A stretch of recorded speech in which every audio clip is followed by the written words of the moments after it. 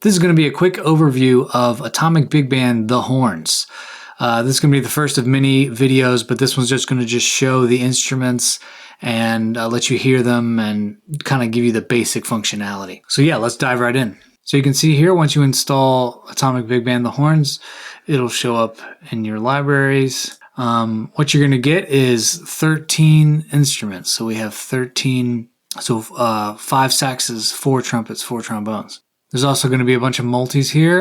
There might even be a few more by the time this gets out, but these are, a sax section, trumpet section, some trios, quartets, some different combinations that are going to be pretty useful. So if we just dive in here and let's load the first instrument. So I'll just load this alto sax. This is cool. We haven't done an alto sax before, so this is going to be our first.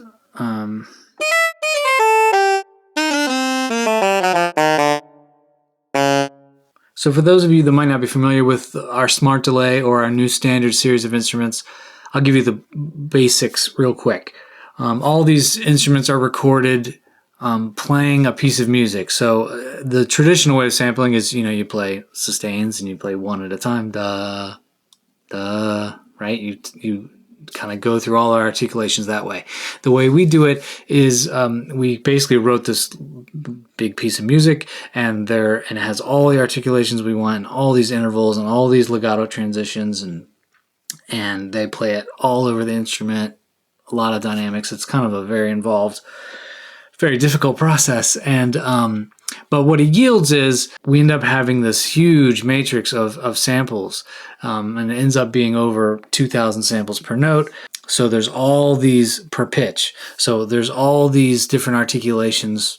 And so you have this massive amount of samples that are at your disposal. And so the way we found to trigger all these is by using smart delay. So basically what happens is you play the phrase in real time and it analyzes, you turn smart delay on and it analyzes all these things about your playing, about the way the phrase is and all this stuff, and it goes and grabs all the particular notes. And so this is kind of the backbone of the way it works, but I'll demonstrate it in just a moment. We'll listen to the instruments. I just want to give you a quick overview of the interface. You got a performance pane here with a few things, key velocity versus mod wheel dynamics. I suggest you use mod wheel. This is vibrato on and off, velocity, staccato trigger. There's just some little things here. Then you got your sound panel. This has basically your mic mixer, panning. You can load and purge mic positions here. You got a little reverb. On this library, we added a tape recording, so we send everything through 1-inch tape from an old 70s tape machine. So that's kind of a pretty cool sound. So that's a new thing. So we have 4. These are really 3 mic positions, and then you have this custom bleed convolution, which is pretty great. Then you can obviously pan them all, however you want. And so then you got your control panel, which has stuff about vibrato and legato and some random kind of different things. I'll go more in depth into this in another video, but this is kind of your deep controls here. You've got your articulation display here at the bottom. So if I change articulations, you can see it changing here, different articulations. So that's where you're going to see what's going to come up. So again, the library is really going to shine in smart delay. I just want to show you the articulations that we have so you can see what you have at your disposal. And then I'll play some stuff in smart delay and we can listen to each instrument. So legato, you have 2 staccatos. And then staccatissimo. So short and shorter, right? And this changes depending on the tempo. So this is tempo based. So as the tempo gets slower, the staccatos get a little longer. And there's, so many different round robins and lengths. So there's tons and tons. Tongued, and this is one that's specific to smart delay. This doesn't really come into play very much in real time. And you've got forte pianos, a little sting on them. Trills, whole step, This is the saxophone. It doesn't have shakes. This is shakes in the trumpets. I'll try to remember to show you when we get to a trumpet or a trombone. Falls. So falls are cool. We've got lots and lots of falls. If you hit the key softly, it kind of does this little tiny thing. And then if you hit it hard, right? Very long fall. So kind of the end of the song kind of song. We got scoops.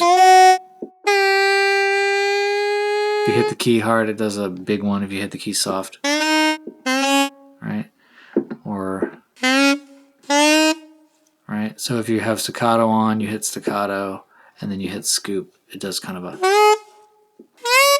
right? So it's pretty smart the way if you got a staccato patch load and you hit a scoop, it'll do a specific recording. Deutz, right? Flop. So same thing for staccatos.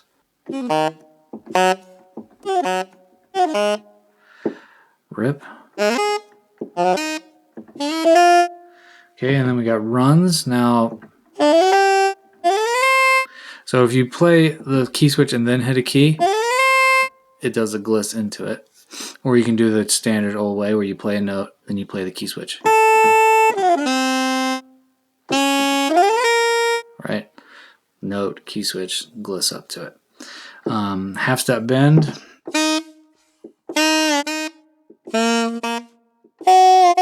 Where it goes to a long note. Right? Sounds better in Smart Delay, you'll hear it. Then we added two, when we did the clarinet library, we added two new ones. Crescendo,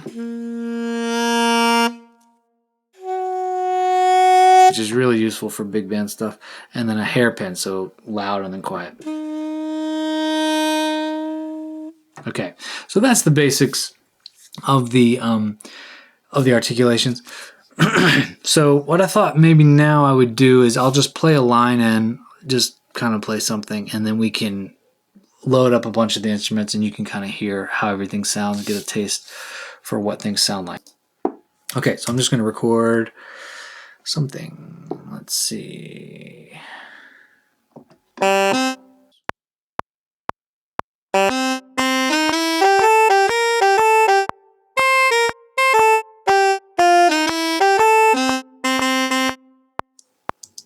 Okay, just a little bluesy C lick here. So that should do. I'm going to quantize it just for us. Let's do this.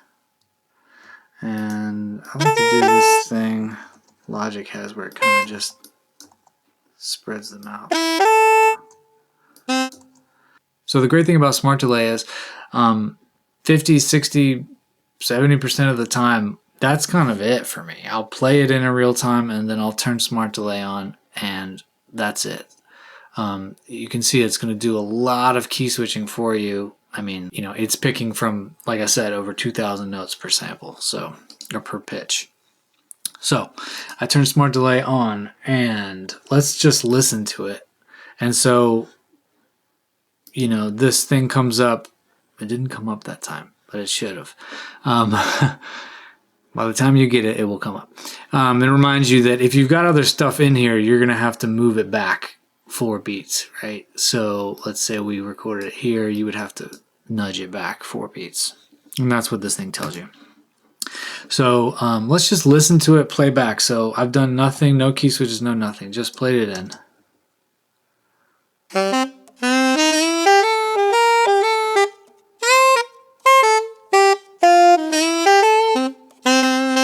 Okay, so that's pretty darn good. I mean, I'm going to stretch them just a touch. Sometimes the legato works if they're just next to it, but sometimes I like to pull it just a hair.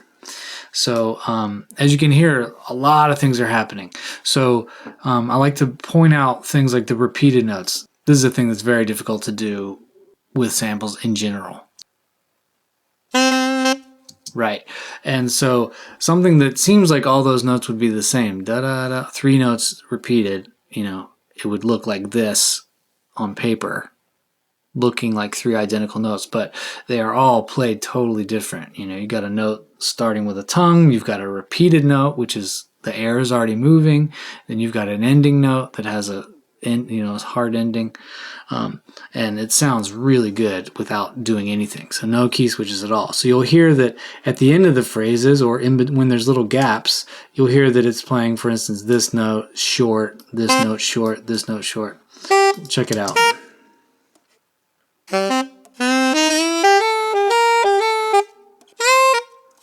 Right? So it's automatically choosing staccato samples there.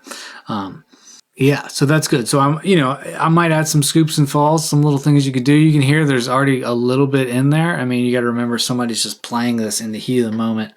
They've got a track they're playing, and so sax players want to put scoops here and there. So sometimes you'll get a unwarranted scoop, but it usually adds a lot to the realism, and it sounds natural because that's the way they played it. So what I think I might do is I'll just kind of add some tracks here, and we'll just load up a few more instruments. So let's pull up. So that was alto. So let's pull up the first tenor. Now, so a note about these. So alto 2, basically the saxophones are 3 players. The alto 2 is derived from the alto 1, but it's not the same samples. It's a different microphone, and it's actually different performances. So if you play them in unison, you're never going to get that doubled sound. So we just have a script that's telling it, we've got over 2,000 samples to choose from, so it's choosing different ones. So same for tenor 2. The trumpets there's 2 players, right? So the same, trumpet 1 is the lead trumpet, trumpet 2 is derived from those samples. Same for trombone, 2 trombone players. So if I pull up tenor sax here, so let's, we'll just copy this down. I'll mute this one. We can just listen to tenor play it. And then we'll turn smart delay on. So here's that message.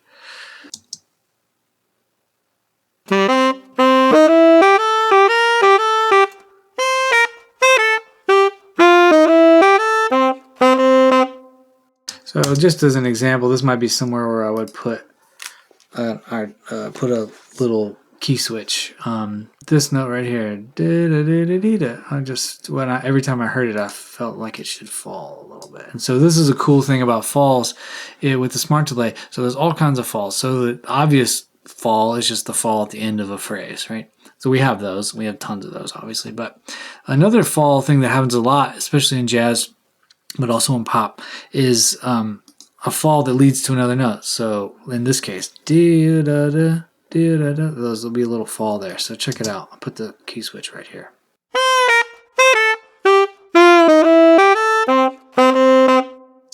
Right.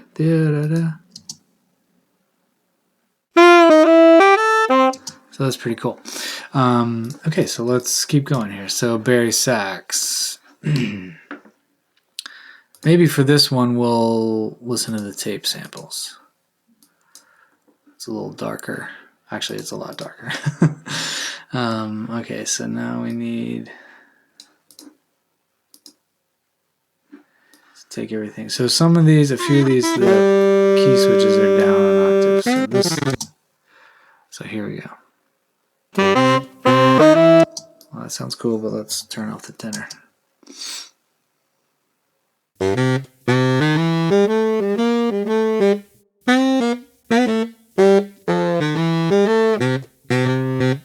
So let's go to lead trumpet. So so let me copy the alto. So you can see I'm just kind of copying things down here. And then we'll take this up so we can hear the nice high lead trumpet. So let's just give it a listen. Maybe for this, I'll turn the room mic up. So the room mic is super cool. So we recorded this in a big 1,200 square foot recording studio. Gorgeous for horns. So the room mic is going to add a lot, especially to get that feeling of the volume, right? They're playing very loudly, but in order to feel it, sometimes you need to really goose the room mic.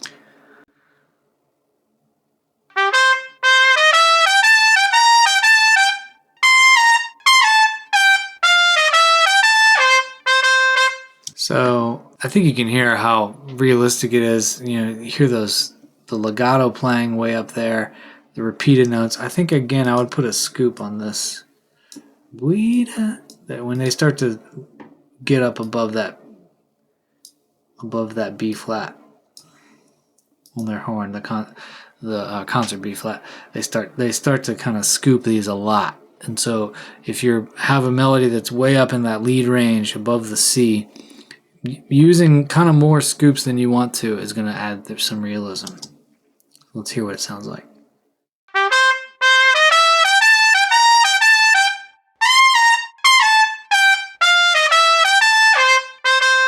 Right? So that really, to me, sold that. And then listen to this nice dip here, from here to here.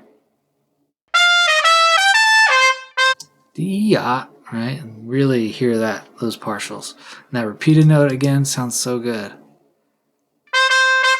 So I'll A-B the close. So here's the close mic, and then we'll just hear just the room mic.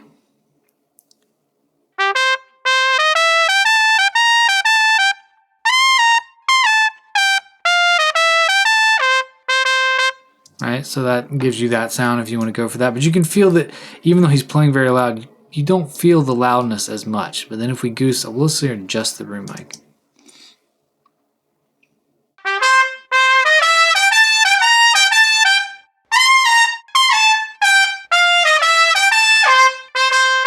Right?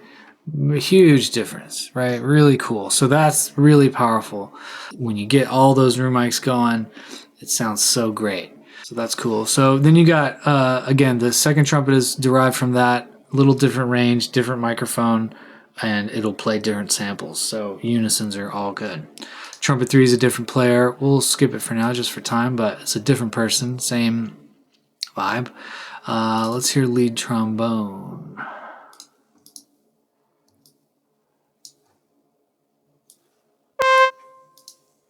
Okay, we'll mute the. Then everything's down an octave for the trombones because we ran out of space. So let's hear it down the octave. And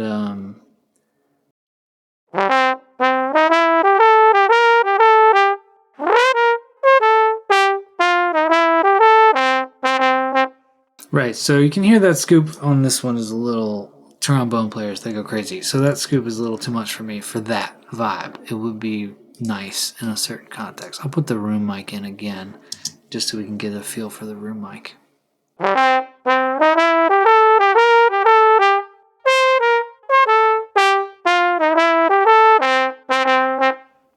And then last we'll pull the bass trombone. So again, you have two other trombones, same story, different mics, different samples, but so there's two trombone players. So we'll grab this down. So this goes, the bass trombone actually goes way down low, but we'll just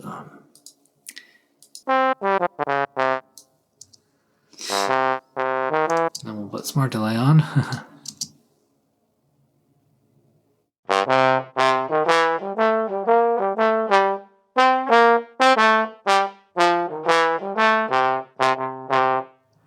So I'm just curious, what does it sound like with everything on? Make sure we got mics on. So let's just play. This will be a big octave party here. Just put some room mics in.